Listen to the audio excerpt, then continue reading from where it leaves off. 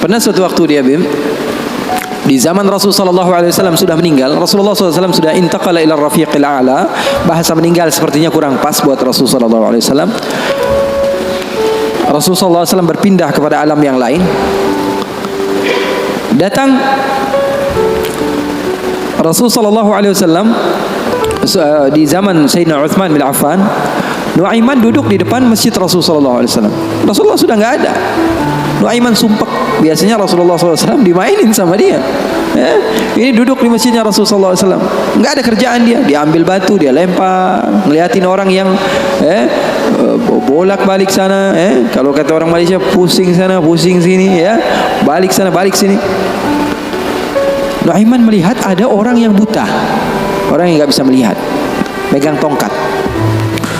Jalan, dia pusing sana, pusing sini, balik sana, balik sini. Nuaiman, saya lagi sumpek, ini orang bikin tambah sumpek. Dipanggil sama Nuaiman, hei buta, kemari kamu. Ini Nuaiman gak bisa ngelihat orang kecuali dikerjain. Itu Nuaiman, gak bisa ngelihat orang kecuali kerjain. Tapi dia dicintai oleh Allah. Susah kan kalau Allah udah cinta. Makanya cari cinta Allah, bukan cari surganya Allah. Cari ridha Allah, jangan cari surganya Allah. Surga itu makhluk, tapi ridhanya Allah, cintanya Allah itu yang paling mahal. Nuaiman akhirnya dipanggil buta, buta kamu kemari. Kenapa, kata si buta? Saya ini pusing, saya lagi sumpek, ngelihat kamu tambah sumpek, kata Nuaiman. Saya ini bukan mau bikin sumpek orang, kata si buta. Lalu apa yang kamu ingin lakukan? Saya ini dari tadi cari toilet, saya kebelet, kata si buta. Saya bersama anak saya yang biasa membawa saya, tapi anak saya sekarang sedang pergi ke pasar. Saya tidak tahu di mana dia. Saya sudah nggak kuat, kata Nuaiman. Oh, kamu cari toilet, bilang dari tadi, nanti saya bantu, kata Nuaiman. Dipegang tangannya sama Nuaiman. Ini mau balas dendam ini Nuaiman. Dipegang tangannya, dibawa kemana? Ke masjidnya Rasulullah Sallallahu Alaihi Wasallam. Dulu masjid nggak ada toiletnya, beda sama sekarang. Sekarang orang ke rest area ngeliat ada masjidnya nggak? Ada. Mau ngapain? Mau sholat duha? Bukan, cari toiletnya. Orang zaman sekarang kan begitu. Maka Nuaiman memegang tangan si buta, dibawa ke masjidnya Rasulullah. Kira-kira sudah dekat mihrab, di samping, di depan, katanya, oh ini toiletnya. Kamu mau ngapain? Terserah kamu di sini. Apakah sudah tidak ada orang di belakang saya? Tidak ada, sudah aman tempatnya. Nuaiman kabur udah nggak ngurusin lagi udah. Orang lagi sholat banyak, sahabat-sahabat tabi'in lagi pada sholat. Ini tiba-tiba di depan, bayangin di depan situ ada yang buka celana.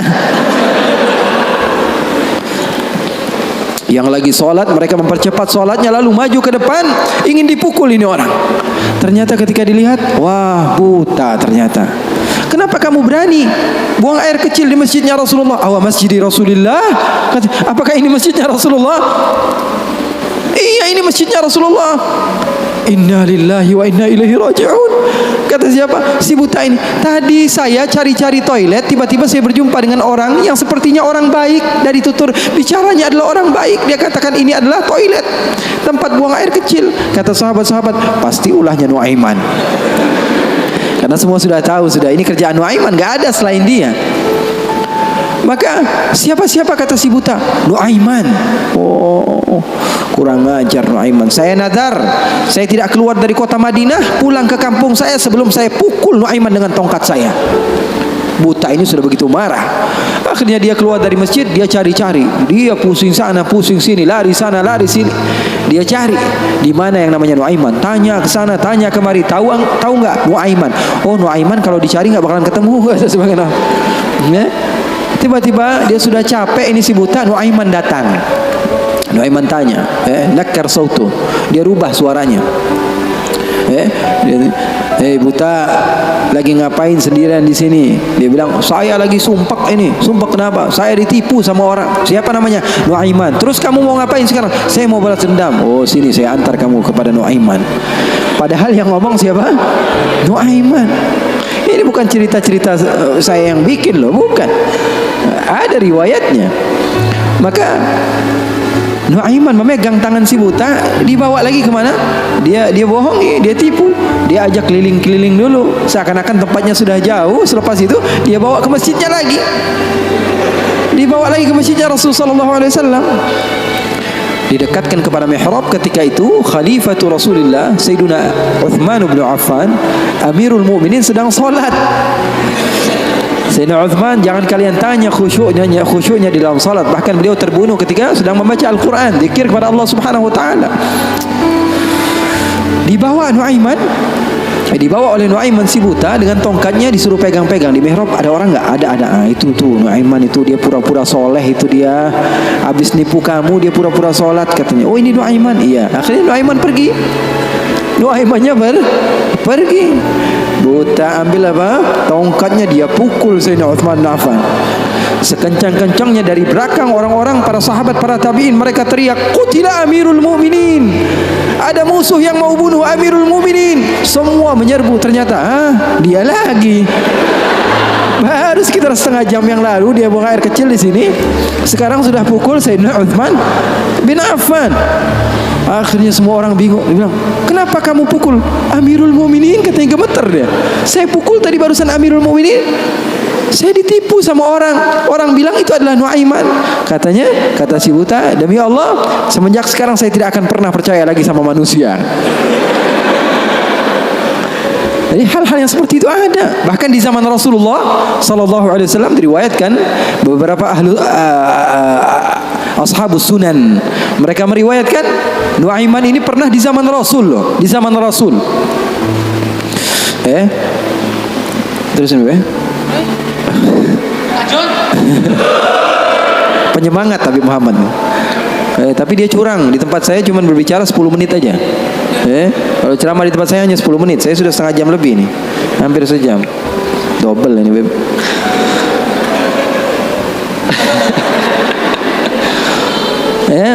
Nuaiman di zaman Rasul sallallahu alaihi wasallam, Sayyidina Abu Bakar ini banyak rihlah, banyak pergi kemana-mana, pergi ke Syam untuk berdagang, berbisnis. Suatu saat Sayyidina Abu Bakar datang ke Rasulullah mengatakan, "Ya Rasulullah, saya mau izin." "Izin apa wahai Abu Bakar?" "Saya mau ajak Nuaiman ini ikut saya berbisnis ke negeri Syam, ke luar negeri ini, bikin paspor Nuaiman. Keren, ke daerah lain, ke Syam." Kata Rasulullah, "Ya sudah, bawa saja Nuaiman, enggak apa-apa." Sahabat Nabi izin dulu sama Rasulullah. Dibawa Nuaiman.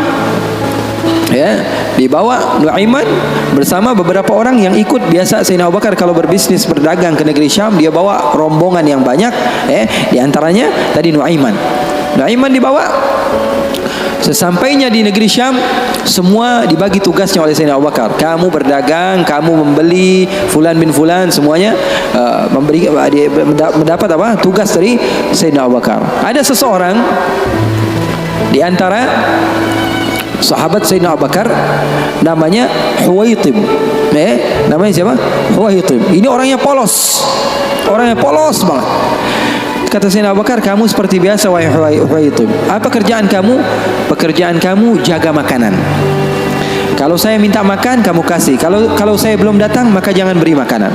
Nuaiman tanya, "Saya kerjaannya apa wahai Abu Bakar?" "Kamu mau ngapain terserah kamu wahai Nuaiman. Yang penting kamu hadir bersama-sama."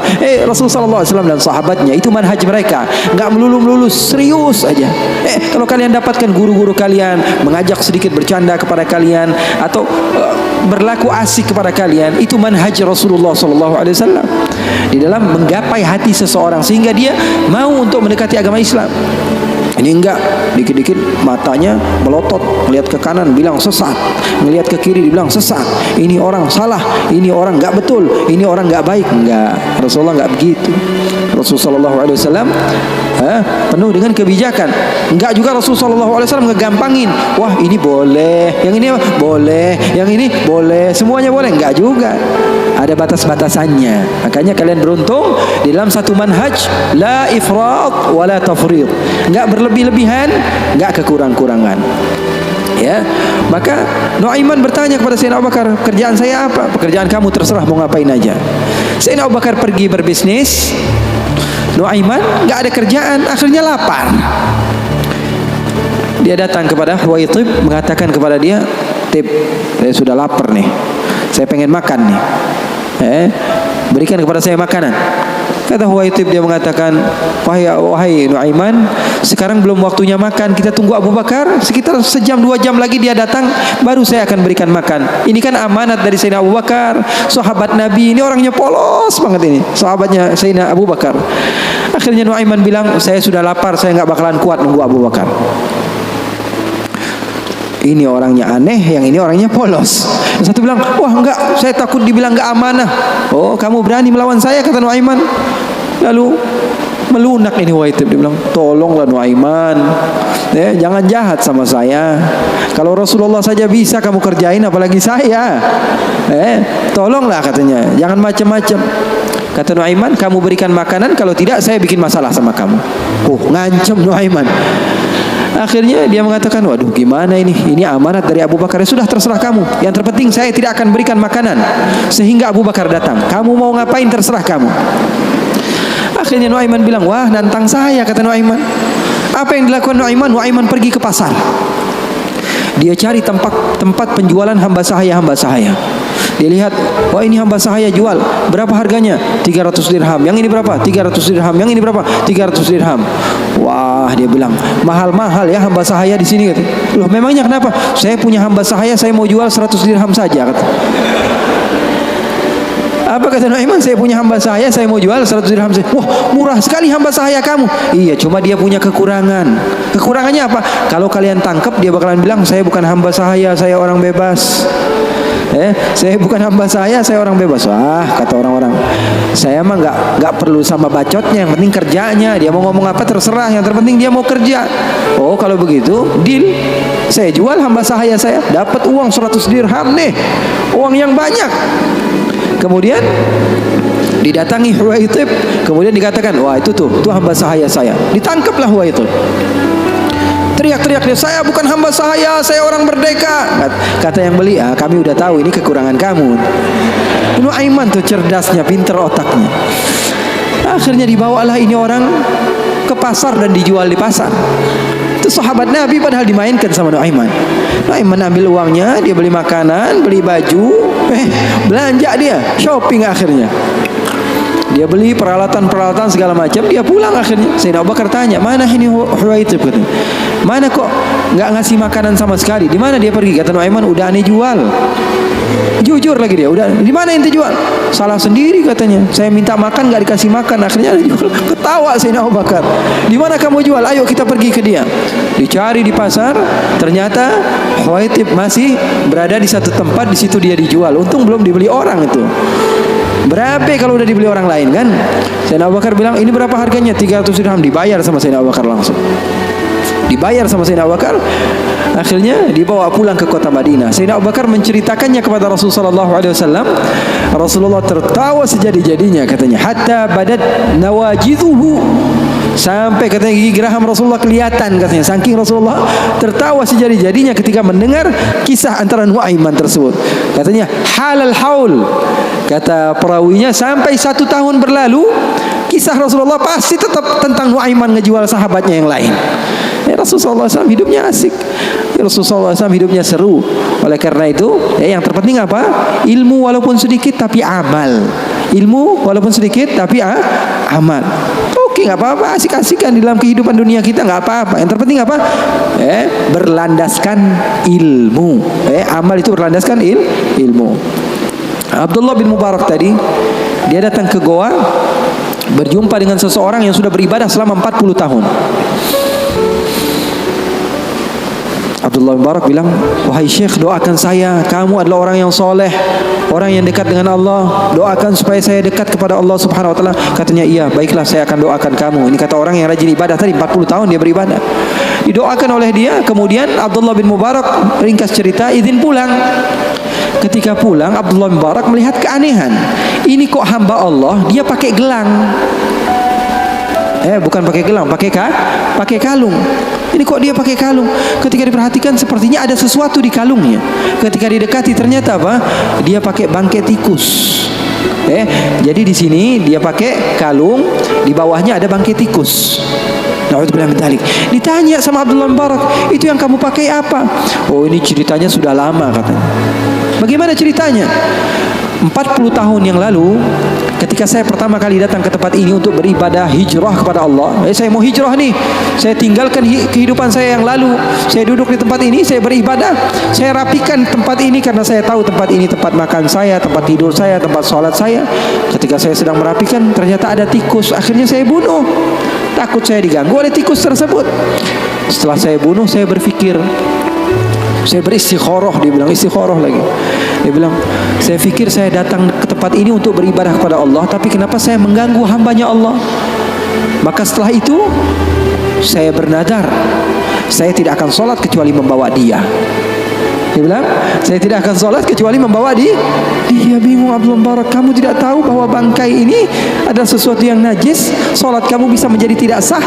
Jangankan ibadah sunnah kamu, ibadah wajib kamu saja perlu diqadha. Ibadah wajib kamu saja tidak sah. Bukan menjadi hamba Allah yang banyak ibadahnya, malah dia banyak dosanya dan memiliki tanggung jawab di sisi Allah. Kenapa? Alasannya karena nggak punya ilmu. Mau banyak-banyak hasil tapi ilmu nggak ada. Itu namanya PA. Tahu nggak? Mau banyak hasil tapi ilmunya nggak ada. Banyak kerjanya tapi bukan berlandaskan ilmu, maka hasilnya juga kosong. Oleh karena itu pesan saya, kalau kumpul-kumpul sama habaib, sama ustadz-ustadz, sama siapapun orang-orang yang memiliki ilmu, ambil walaupun sedikit daripada ilmunya, amalkan itu saja dulu. Ya, nanti jangan terlalu banyak pengennya begini, pengennya begitu, pengennya langsung jadi wali, ya jangan. Mencontoh gurunya ketika gurunya sudah jadi, itu kesalahan besar. Tuh catat. Mencontoh guru ketika guru sudah jadi, itu kesalahan besar. Mencontoh guru itu ketika dia belajar, ketika dia berusaha. Nggak ada orang yang alim, orang yang sukses kecuali dulunya dia susah. Ini mau nyontoh yang udah kerennya doang, gaya berjalannya, pengen mobilnya sama, handphonenya sama, semuanya pengen sama, penampilannya pengen sama. Nanti dulu.